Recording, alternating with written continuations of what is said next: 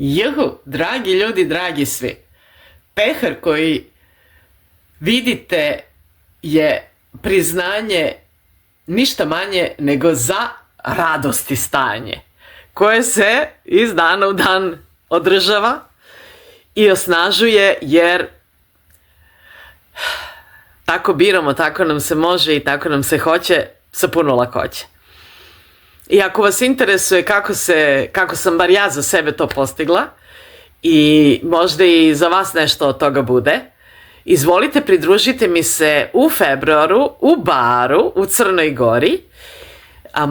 Imaćemo i održavamo radionice u How to Be centru kod Sanje.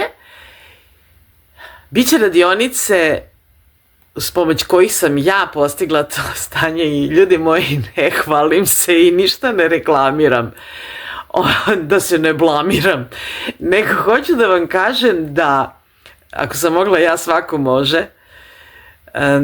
Da, zaista, i ono što želim jeste ne da se hvalim, nego srcem celim da podelim. I da ako nekog od vas prepozna za sebe alat od radosti zanat, primenite.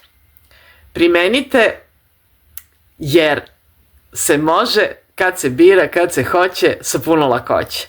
Znači, ono što sledi jeste pre svega Accessove radionice, telesnih procesa i barsa, a kao jedan uvod napravit ćemo druženje gde ćemo uz možda i neko posluženje da